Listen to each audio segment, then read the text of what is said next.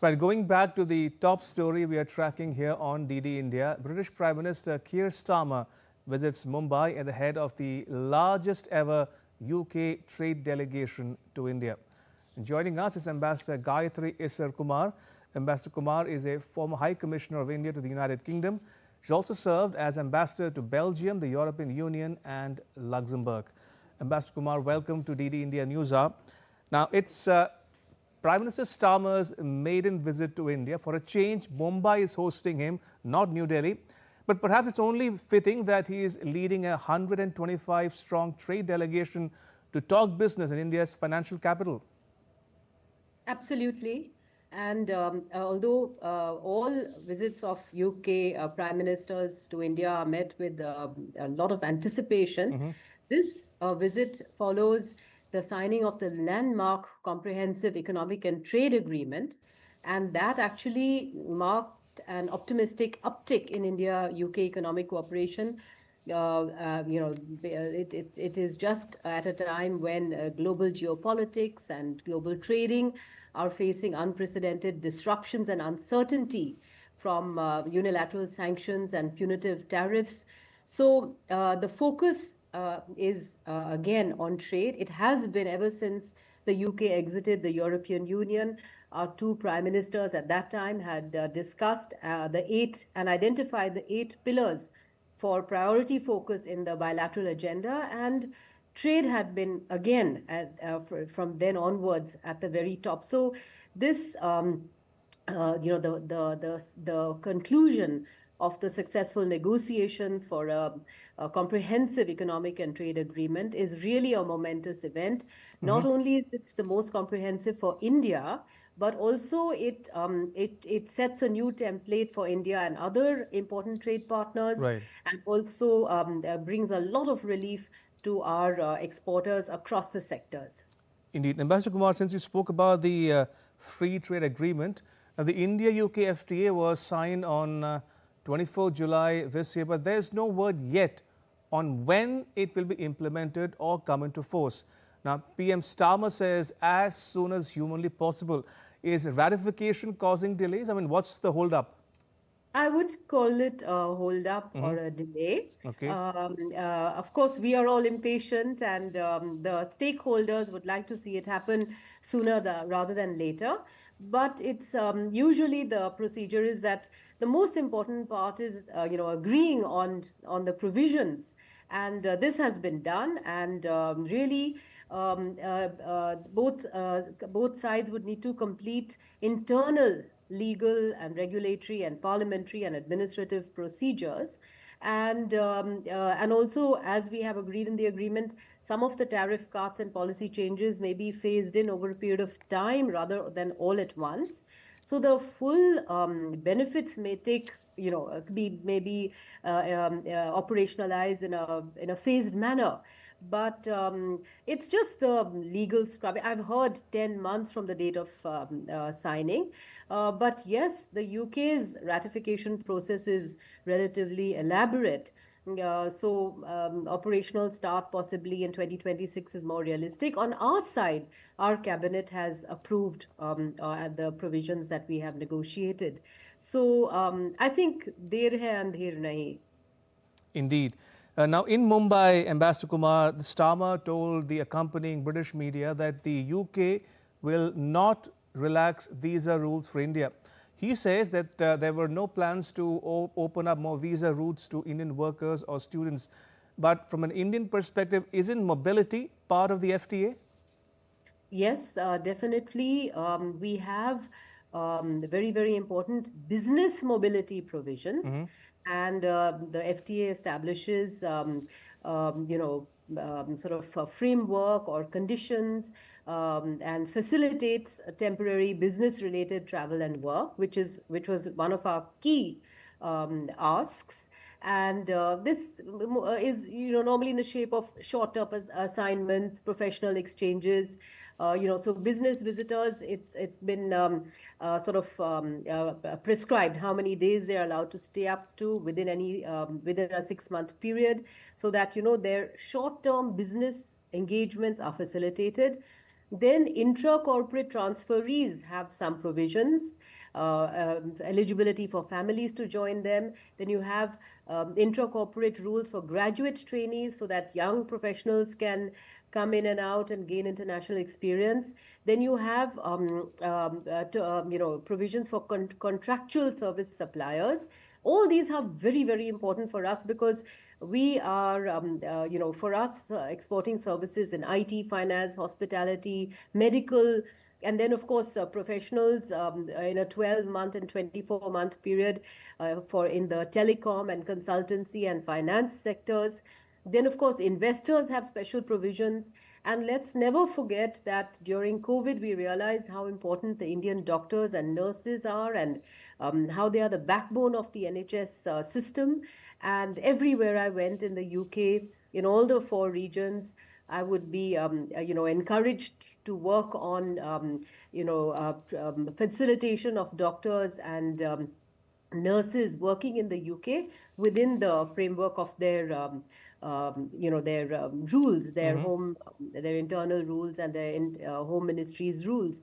So we also have this agreed to negotiate mutual recognition agreements to facilitate the movement of professionals so that we mutually recognize each other's degrees. And that for that also we've given a timeline. So while the FTA does not include provisions for student visas or post-study work rights, Okay. so much else has been agreed to. And students will come into educational exchanges, and Hmm. that will probably be another framework. I mean, we respect the sensitivity of our partners, and we had thought that it would be very, very sensible to focus on areas where both sides can come forward for our mutual benefit and not get into areas where it is going to be difficult. Those we will tackle under the appropriate within the appropriate headings and the appropriate ministries. Fair enough, but just for the benefit of viewers joining us from India, the UK, and around the world, so that they have a better understanding of the complexities of the issue at hand here, Ambassador Kumar, uh, could PM Starmer be reluctant to relax visa rules because immigration is a hot button issue in the UK, for instance? Could it be because the Starmer government is coming under pressure to cut the levels of immigration into the UK? Well, that of course, we all read the newspapers. We see that it's a huge domestic political issue. Hmm. We know that the political parties will bring pressure on PM Starmer on this, and so he's not likely to broaden the, access to the UK. He is more likely to make it more selective and kind of narrowed a bit. But that's their sovereign right, and it's part of our excellent partnership and bilateral relationship that we work together within their constraints and our ambitions to make a very, very good agreement that will build on our complementary strengths, of course, and also the way that we can make it a mutually beneficial Right. kind of an agreement. But I must say that, Sure. for example,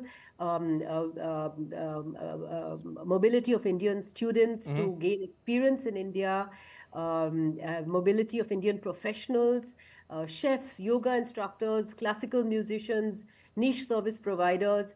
I mean, so much has been covered in Hmm. this comprehensive economic and trade Right. agreement that it's really exhilarating. Social security exemption. Indian IT professionals and companies are going to be exempt from this very, very onerous contribution from which they gained no benefit. So it would just be like throwing away money into a well Indeed. and coming back after 3 years. So I'm very, very delighted to see what has been achieved.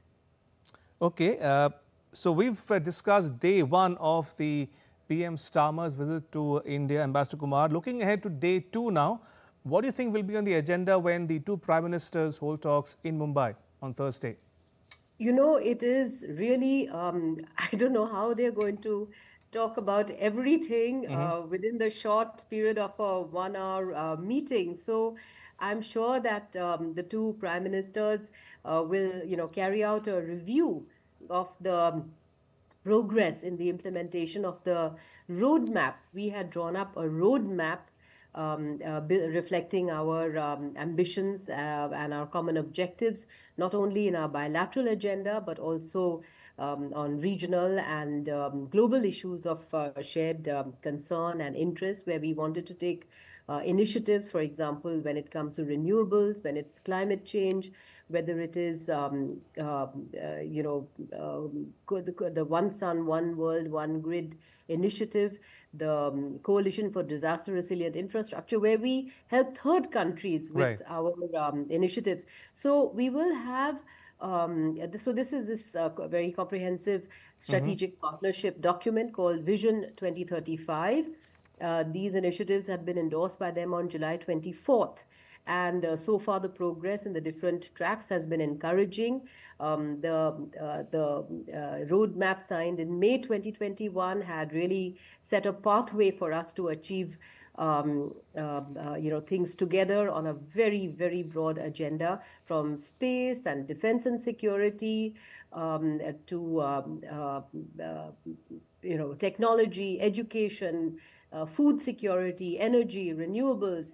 All these are things where we are natural partners. We Mm-hmm. find that there is so much that India and the UK can be a part of the solution for the world, bring solutions for the world, apart from bringing our communities together, our people together in education, cultural, and other Right. pursuits as well.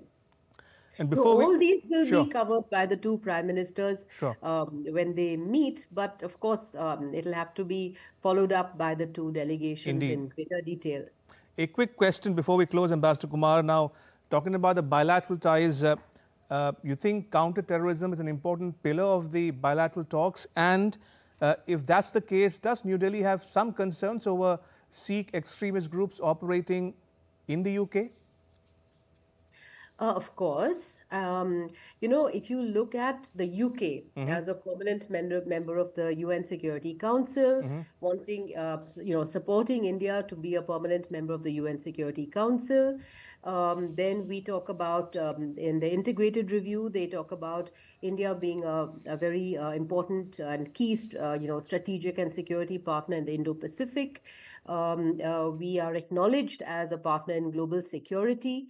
So when we are in the process of taking our defense and security cooperation to a qualitatively new level of Mm-hmm. co-development and co-production, when we are working on maritime security together, cyber security together, it is but natural that we should be equally concerned and equally sensitive to each other's Mm-hmm. very, very day-to-day security concerns. And for us, one such security concern is anti-India elements, secessionists operating freely from UK soil. Mm-hmm.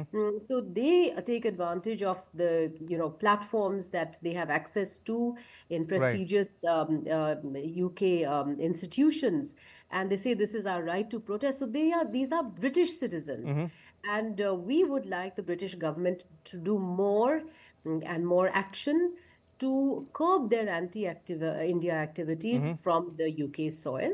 And we have sensitized the UK government Right. that, it just doesn't help unless it just doesn't help to build trust True. if these people are allowed to carry on unfettered. Indeed. And we have had a good response from Mm-hmm. the British side, and of course, both sides expect much more on this agenda item from each other. Or I will leave it at that. Ambassador Gayatri Isar Kumar, thank you for joining us and sharing your perspectives with our viewers at home and abroad. Thank you for your time. Much Thank appreciated.